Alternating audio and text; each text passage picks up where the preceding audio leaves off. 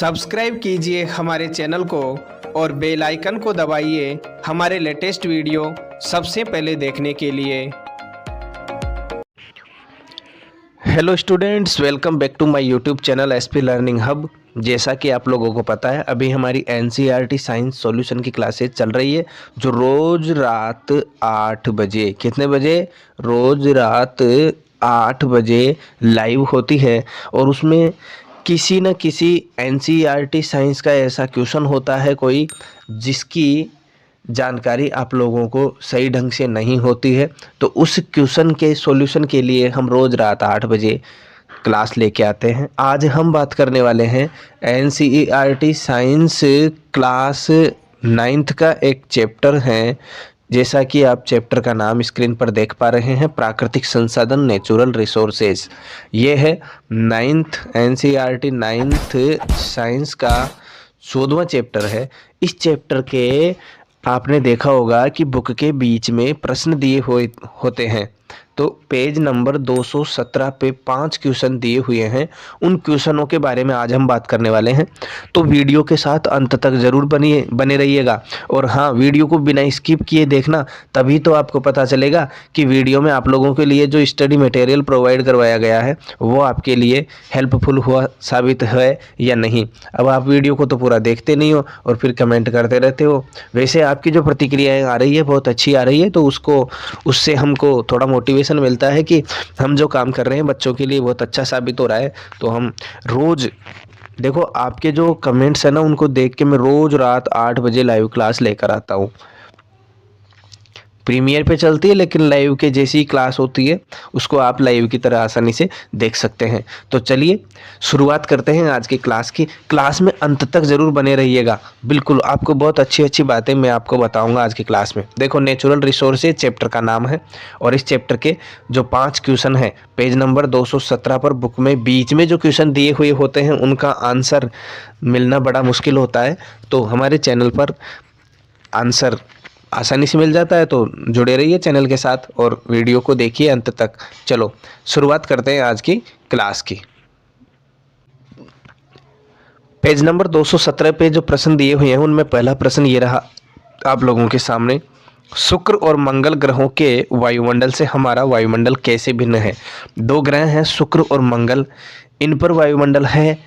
तो इन वायुमंडल से हमारा जो वायुमंडल है पृथ्वी वाला, इसकी तुलना करके आपको बताना है कि कैसे, किस प्रकार भिन्न है, क्या खूबियां हैं या कोई कमियां हैं जिसकी वजह से ऐसा है। अब देखिए इसका आंसर देखते हैं। बहुत अच्छा आंसर है। शुक्र ग्रह और मंगल ग्रह जो है बहुत अच्छे ग्रह हैं, जिसको मंगल ग्रह को लाल ग्रह कहते हैं, याद रखिएगा।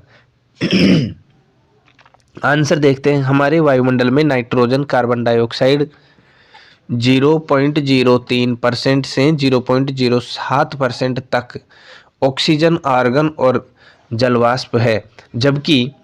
जबकि शुक्र और मंगल ग्रहों पर मुख्य घटक CO2 है, जिसकी मात्रा 95 से 97% तक है। इसलिए वहाँ कोई जीवन नहीं है, परंतु पृथ्वी पर जीवन है।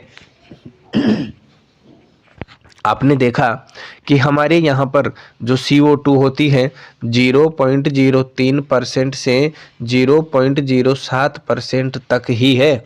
मतलब देखो, पहले स्टार्टिंग में तो 0.03% ही थी, लेकिन अब जैसे जैसे ग्लोबल वार्मिंग हो रही है तो उसकी वजह से 0.07% तक हो गई।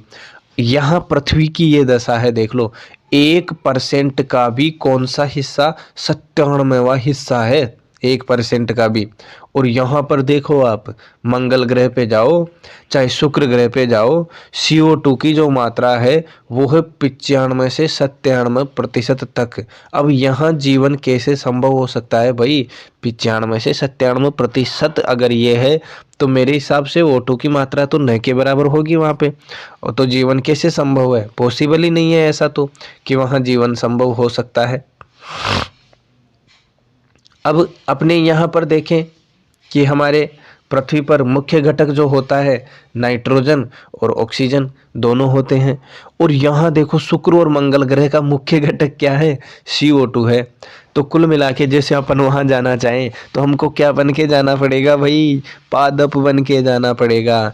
तभी तो कि पादप बन के हम जाएं, सूर्य का प्रकाश लें, CO2 लें, फिर CO2 को से प्रकाश संश्लेषण की क्रिया करें और फिर हम क्या छोड़ें, O2 छोड़ें, तब तो हम वहाँ जीवित रह सकते हैं। अगर इंसान के रूप में वहाँ जाएंगे तो मुझे नहीं लग रहा कि वहाँ पर अपन जीवित रह जाएंगे, तो जीवन संभव नहीं है। और दोनों तीनों में जो तुलना है वो अंतर भी आप लोगों के समझ में आ गया कि पृथ्वी पर जीवन संभव क्यों है, या पृथ्वी का वायुमंडल जो है मंगल और शुक्र ग्रह के वायुमंडल से भिन्न कैसे हैं, आप लोगों को आसानी से समझ में आ गया होगा। चलते हैं नेक्स्ट क्वेश्चन की तरफ,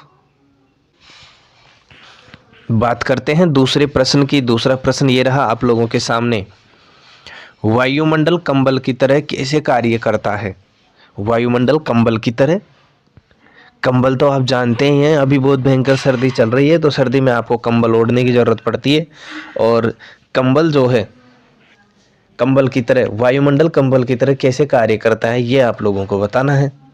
तो बिल्कुल इसका आंसर आप लोगों के सामने ये रहा, वायुमंडल कंबल की भांति निम्न तरीकों से कार्य करता है। वो तरीके कौन कौन से हैं, 3 बिंदु आप लोगों को यहाँ पर दिखाई दे रहे होंगे।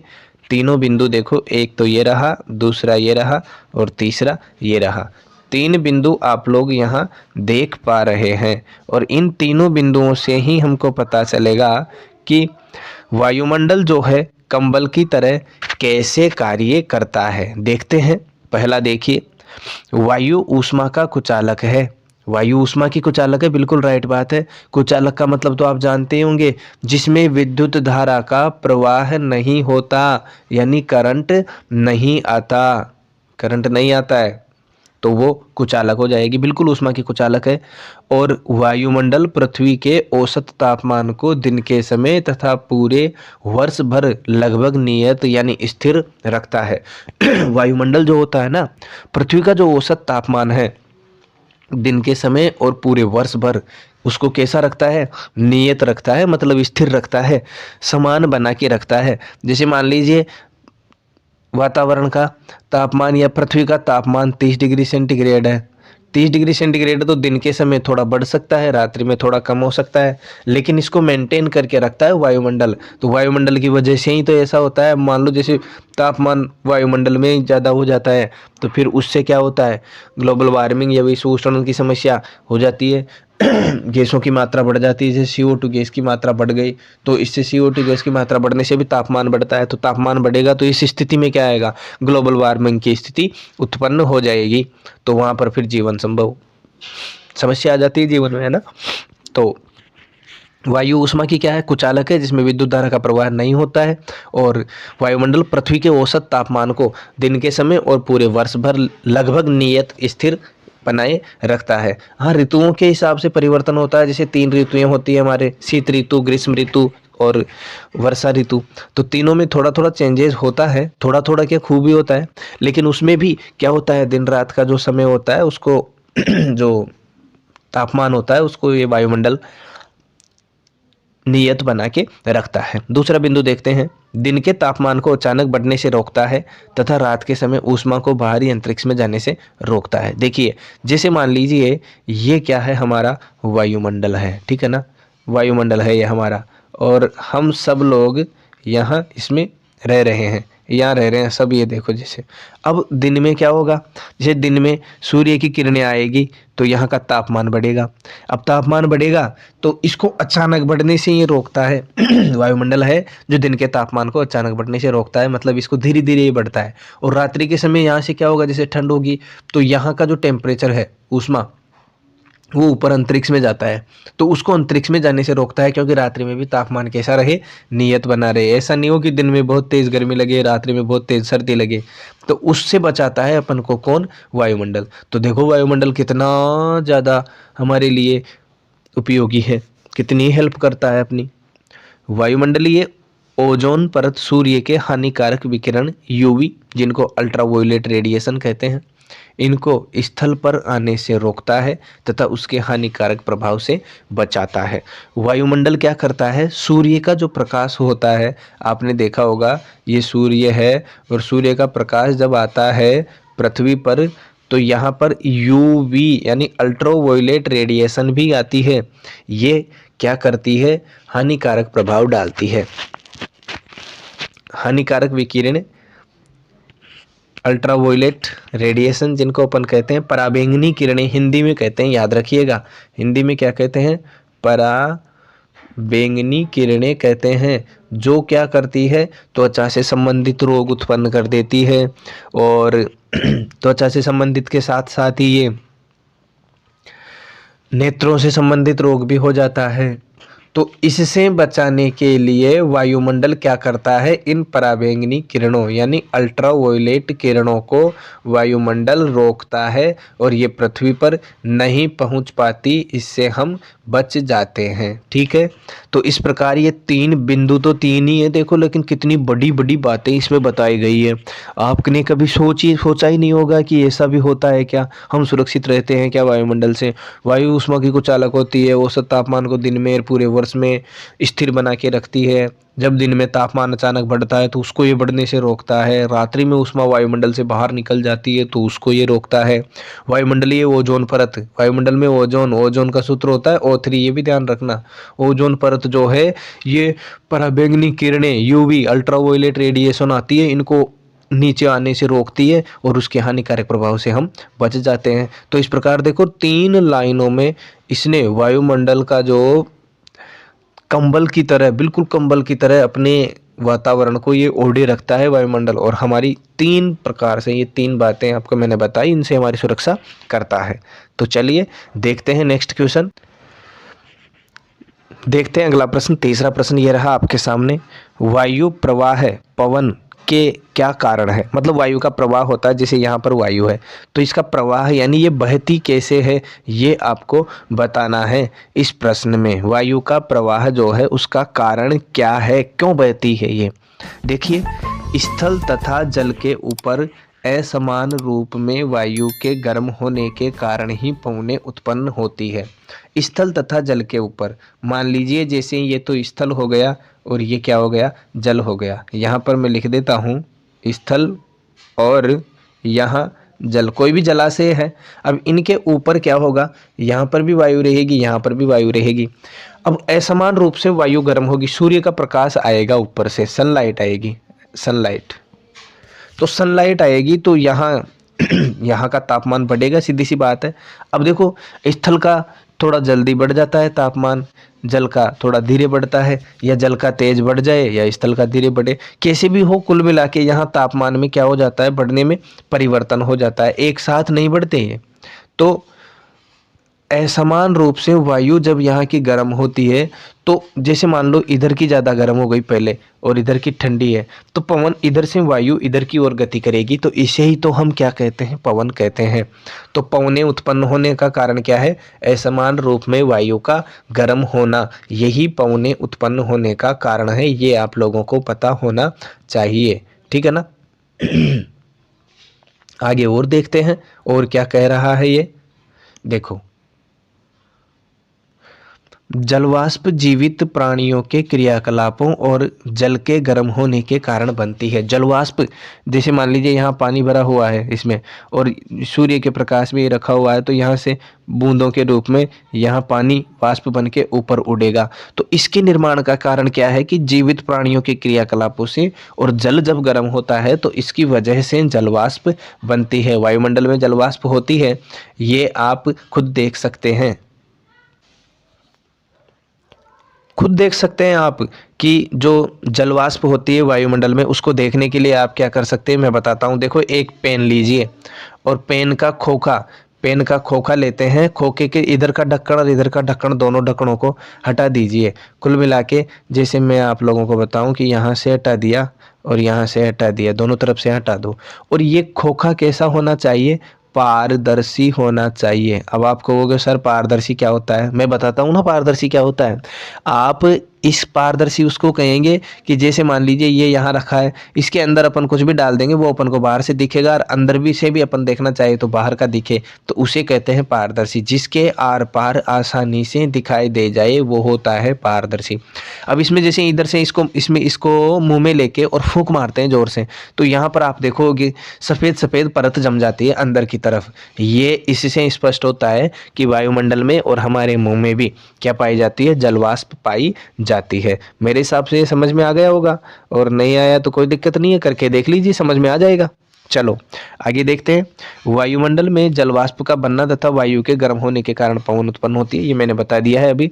जमीन के ऊपर की हवा जल्दी गर्म होकर ऊपर उठने लगती है, और समुद्र के ऊपर की हवा इस ओर आती है, क्योंकि जमीन के ऊपर निम्न दाब का क्षेत्र बनता है। इसके अलावा पृथ्वी की घूर्णन गति तथा पवन के मार्ग में आने वाली पर्वत श्रृंखलाएं भी हवा के बनने और इसकी दिशा को प्रभावित करते हैं। देखो जमीन के ऊपर की हवा क्या होती है, जल्दी गर्म होकर ऊपर उठने लग जाती है। जैसे ये जमीन है, जमीन के ऊपर की यहाँ हवा है, इसका तापमान बढ़ेगा तो जल्दी गर्म होकर ये ऊपर की ओर उठने लगेगी, और समुद्र के ऊपर की हवा इस ओर आती है। अब जैसे ही यह यहाँ आती है, मान लो यहाँ समुद्र है, तो समुद्र के ऊपर की वायु इधर आती है, क्योंकि कारण क्या है कि जमीन के ऊपर निम्न दाब का क्षेत्र है, यहाँ दाब कम हो जाता है, तो कम दाब की वजह से फिर ये इधर आती है। यहाँ दाब ज़्यादा रहता है, इधर कम हो जाता है। तो आपको पता है कि जो वायु गति करती है उच्च दाब से निम्न दाब की ओर गति करती है। इधर निम्न दाब है तो समुद्र से ये इधर आ जाएगी, दाब क्षेत्र बनता है। इसके अलावा पृथ्वी की जो घूर्णन गतियां होती है, पवन का मार्ग में आने वाली जो श्रृंखलाएं होती है, पर्वत श्रृंखलाएं, वो घूर्णन गति का भी इस पर प्रभाव पड़ता है। ये हवा के बनने की दिशा को प्रभावित करते हैं, यानी हवा किस दिशा से किस दिशा की ओर जाएगी, ये चीज़ तो आप लोगों को समझ में आई गई होगी। जैसे मान लीजिए ये दो क्षेत्र हैं, एक क्षेत्र ये है और दूसरा क्षेत्र ये है। अब थोड़ा ढंग से मैं आप लोगों को समझा देता हूँ कि यहाँ का जो दाब है, प्रेशर है, और यहाँ का प्रेशर है, ये प्रेशर मान लो यहाँ का कम है और यहाँ का ज़्यादा है, तो ध्यान दीजिए यहाँ का दाब कम है ना, तो यहाँ ताप अधिक होगा, और दाब अधिक है तो यहाँ का ताप कम होगा। अब इस स्थिति में देखो आप, यहाँ का मान लीजिए तापमान जैसे बढ़ गया तो यहाँ की वायु उड़ के ऊपर जाएगी, दाब कम हो जाएगा। यहाँ दाब कम है और यहाँ दाब ज़्यादा है, तो पवन जो होगी, वायु जो होगी, इधर से इधर गति करेगी। अधिक दाब क्षेत्र से कम दाब क्षेत्र की ओर वायु गति करती है। ये चीज़ ध्यान रखो आप तो बस, कि वायु की जो गति होती है उच्च दाब क्षेत्र से निम्न दाब क्षेत्र की ओर होती है, और ताप और दाब एक दूसरे के व्युत्क्रमानुपाती होते ही हैं, ये आप जानते ही हो।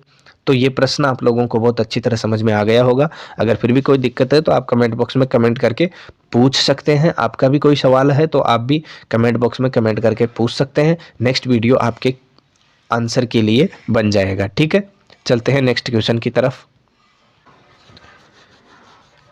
देखते हैं चौथे प्रश्न को। चौथा प्रश्न आपकी स्क्रीन पर ये रहा। प्रश्न है, बादलों का निर्माण कैसे होता है, यानी बादल कैसे बनते हैं। दिन के समय जलीय भाग गर्म हो जाते हैं तथा बहुत अधिक मात्रा में जलवाष्प बनती है। गर्म वायु अपने साथ जलवाष्प को लेकर ऊपर की ओर जाती है, यह फैलती है तथा ठंडी हो जाती है। ठंडा होने से जलवाष्प जल की छोटी छोटी बूंदों के रूप में संघनित हो जाती है तथा बादलों का निर्माण करती है। जब ये जल की बूंदें बड़ी और भारी हो जाती है तो वर्षा, हिमवृष्टि, ओले के रूप में नीचे गिरती है। समझिए, जैसे मान लीजिए आपके पास में कोई भी जलाशय तो होता ही होता है। देखो जलाशय मतलब कोई तालाब, पोखर, ये होते हैं सब जगह।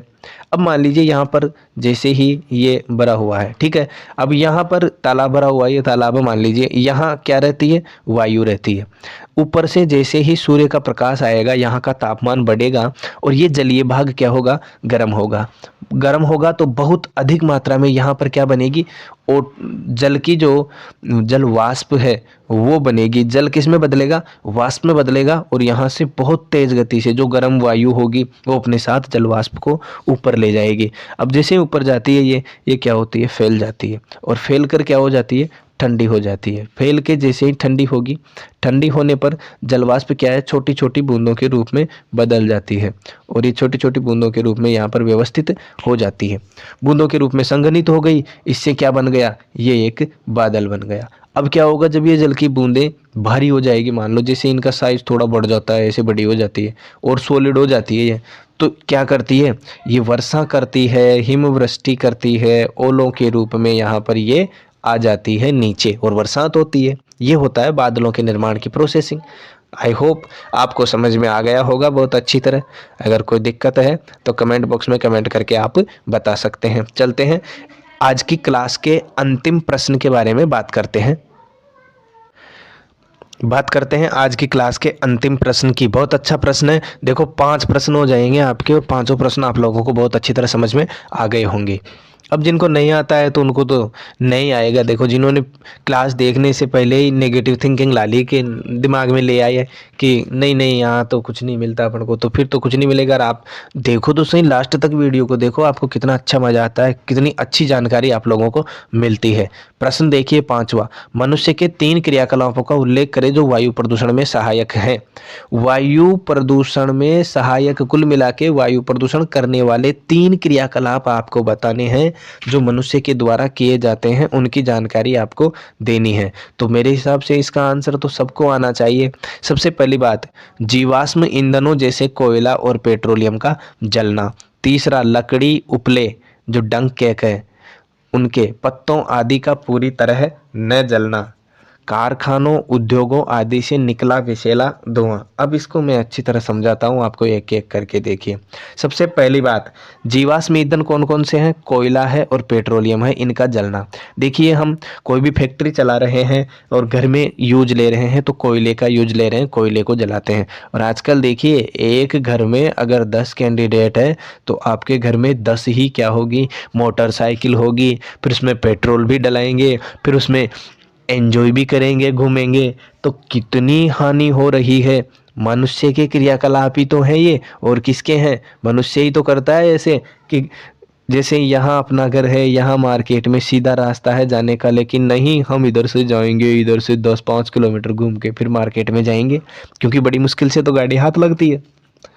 तो इससे क्या हो रहा है? पेट्रोलियम का नुकसान हो रहा है, पेट्रोल बहुत ज़्यादा खर्च हो रहा है। अब पेट्रोल खर्च हो रहा है तो सीधी सी बात यह है कि पेट्रोल के खर्च होने के साथ साथ हम वायु प्रदूषण भी बढ़ा रहे हैं। ठीक है ना? पहला क्रियाकलाप आप लोगों को अच्छी तरह समझ में आ गया होगा। दूसरा क्रियाकलाप देखिए कि अपन खाना बनाने के लिए लकड़ी का उपयोग करते हैं।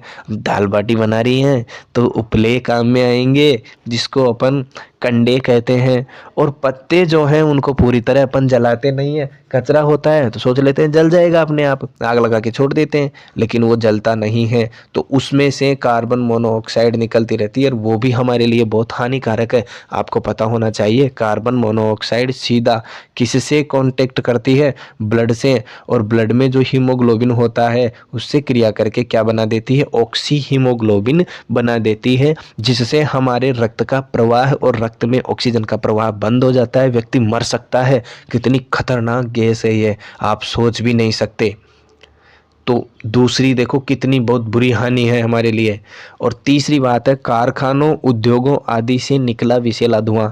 हम कारखाने चलाते हैं, अब वो कारखाने में बहुत सारी मशीनें रहती है। मशीनें जब चलती है तो मशीनों में से ऊपर क्या निकलता है? धुआं निकलता है। और ये धुआं इतना खतरनाक होता है कि हमारी जो सांस है वो तक बंद हो जाती है इस एरिया में।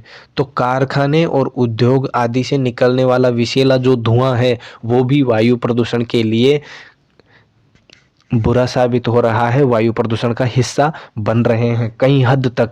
जो ये 3 क्रियाकलाप मैंने आप लोगों को बताए, ये तीनों क्रियाकलाप वायु प्रदूषण में महत्वपूर्ण भूमिका निभाते हैं। अगर तीनों क्रियाकलापों पर सुधार कर लिया जाए, इन तीनों क्रियाकलापों पर अमल कर लिया जाए, तो मेरी गारंटी है कि 90% तक वायु प्रदूषण कम किया जा सकता है। ये मैं कह रहा हूँ आपको, आप सहयोग करिए इनको। ठीक है ना? तो इस प्रकार आज की क्लास के ये क्वेश्चन कंप्लीट होते हैं। वीडियो आप लोगों को कैसा लगा ये बताने के लिए कमेंट बॉक्स में कमेंट करें। और अगर वीडियो अच्छा लगता है तो वीडियो को लाइक करें, अपने दोस्तों को शेयर करें।